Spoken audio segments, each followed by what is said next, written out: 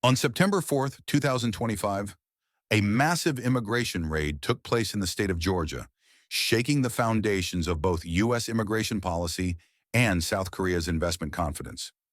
Hundreds of foreign workers were rounded up at the construction site of a major Hyundai LG battery plant, and within days, more than 300 South Korean nationals were put on planes and flown back to Seoul. The images of handcuffed workers, of overcrowded detention facilities, and of emotional reunions at Incheon Airport ignited debates on law, diplomacy, and human dignity. But what exactly happened? Why were these workers detained? What did both governments do in response? And what does this event tell us about the delicate balance between immigration enforcement, international business, and the rights of foreign workers? Today, we are going to dive deep into the story of the Hyundai LG raid, the return of the South Korean workers, and the lasting consequences this episode will have on U.S.-Korea relations, visa policy, and global labor mobility. To understand the raid, we must first look at the timeline. On September 4th, U.S. immigration authorities, primarily Homeland Security investigations and Immigration and Customs Enforcement, carried out a coordinated operation at the Elabel site in Bryan County, Georgia. This wasn't just any site. It was one of the largest foreign investment projects in the state, a sprawling battery factory intended to support the United States' transition to electric vehicles. The factory, a joint venture between Hyundai Motor and LG Energy Solution, represented a multi-billion-dollar bet on America's clean energy future. But the raid disrupted all of that. Nearly 475 workers were detained.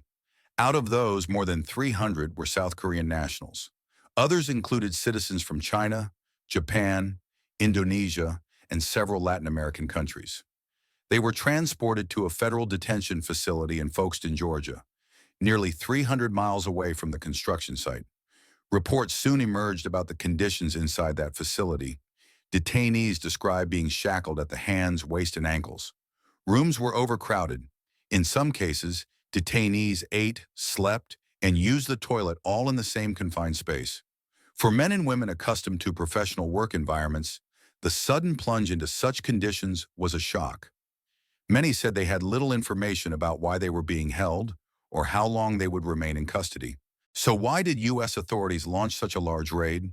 Officials pointed to visa violations. They claimed many of the workers had entered on visas that did not permit employment, such as tourist visas, visa waiver entries, or short-term business visas. Others, they alleged, had overstayed their visas entirely. To federal authorities, this was a straightforward matter of immigration enforcement, unauthorized work on U.S. soil. The South Korean side, however, painted a different picture. Korean officials and contractors argued that many of the workers were here for short-term technical assignments, training roles, or oversight positions tied directly to the construction and setup of the plant. They pointed out that some did indeed have valid entry documents, including legitimate visas. In fact, leaked documents later revealed that at least one South Korean worker with a valid visa was nonetheless detained and processed for removal. This raised serious concerns about whether the raid had been conducted with proper legal precision. Within days, the issue escalated into a full-blown diplomatic affair. South Korea's foreign minister, Cho Hyun, urgently traveled to Washington. The South Korean government pressed the United States to resolve the situation quickly and to treat its citizens fairly. At home, the South Korean public watched in shock as images of their nationals in shackles circulated in the media. On the U.S. side, the White House found itself caught between enforcing immigration law and managing a strategic alliance. Reports indicated that President Trump considered allowing some of the workers to remain in the United States temporarily, specifically to train American workers at the site. Ultimately, however, only a single South Korean detainee chose to stay. The overwhelming majority boarded a chartered Korean air flight back to Incheon. On September 12th, as the plane landed in South Korea, more than 300 passengers disembarked to emotional reunions with their families. Television cameras captured hugs, tears, and sighs of relief. For many, the ordeal was finally over, but the questions it raised had only just begun. Let's step back and understand why this event matters. The Hyundai LG battery plant is part of a massive $4.3 billion investment.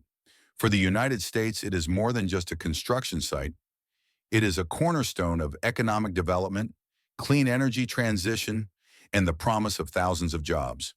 For South Korea, it represents trust in U.S. policy and a long-term commitment to international partnership.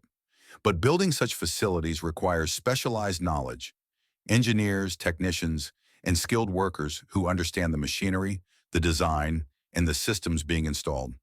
Many of these specialists come from abroad, often for short periods of time, to train local staff or to oversee complex stages of development. Here lies the problem. U.S. immigration law is not always flexible enough to accommodate this reality. Tourist visas and visa waivers generally do not allow labor. Business visas permit meetings and negotiations, but not hands-on work. Work visas, like the H-1B or L-1, are capped, highly regulated, and require lengthy processing. This means companies sometimes rely on gray areas, bringing in workers under categories not explicitly designed for the work they are doing. In Georgia, federal authorities decided that this ambiguity crossed the line. The raid was intended as enforcement, but its scale and publicity turned it into a diplomatic incident. The human impact of the raid cannot be overstated. Many of the detained workers described feelings of humiliation and fear. Some were seasoned professionals, suddenly treated like criminals. Others worried about whether they would be blacklisted from ever entering the United States again, which could jeopardize their careers. Families back in South Korea were left in the dark, struggling to get information about their loved ones. Some of the detainees later spoke about financial consequences as well. Projects were interrupted, wages were lost, and in some cases, career trajectories were derailed. The psychological trauma of being shackled, crowded into detention, and abruptly deported is something many of them will carry for years. At the policy level, both governments now face hard questions. For the United States, the raid highlights tensions between strict immigration enforcement and the need to attract foreign investment. The Hyundai LG plant is supposed to be a symbol of progress. But how will foreign companies feel about investing in projects that depend on skilled foreign workers if those workers risk detention? For South Korea, the incident was a reminder of how vulnerable its citizens are when working abroad under unclear visa categories. The government has since called for a bilateral working group to explore new visa options, potentially creating a category specifically for technical and temporary industrial work linked to foreign investment projects. For both sides, this is also about diplomacy. The United States and South Korea are military allies, economic partners, and key players in the global transition to electric vehicles. Trust between them is essential.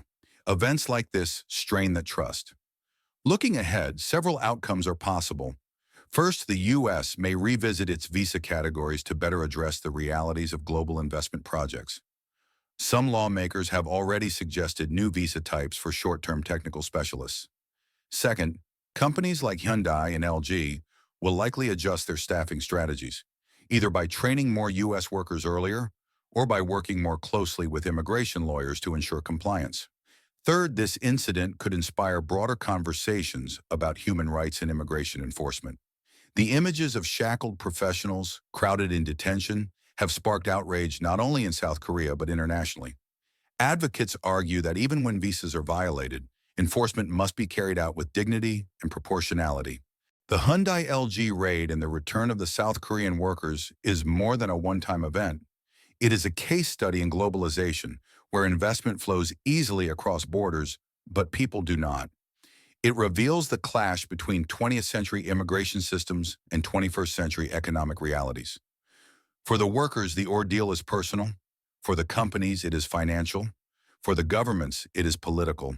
And for the world, it is a reminder that behind every headline are human beings caught in the gears of policy and power.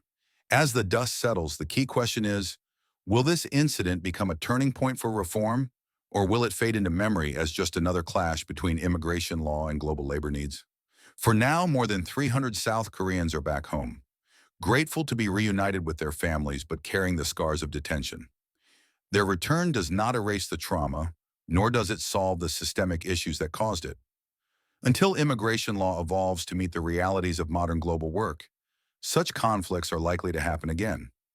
This has been the story of the Hyundai LG immigration raid, the workers who endured it, and the questions it leaves behind. The world is watching.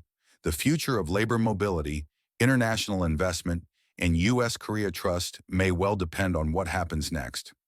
Leave your thoughts and comments on this international relations catastrophe, and please remember to like, share, and subscribe to this channel for more stories like these.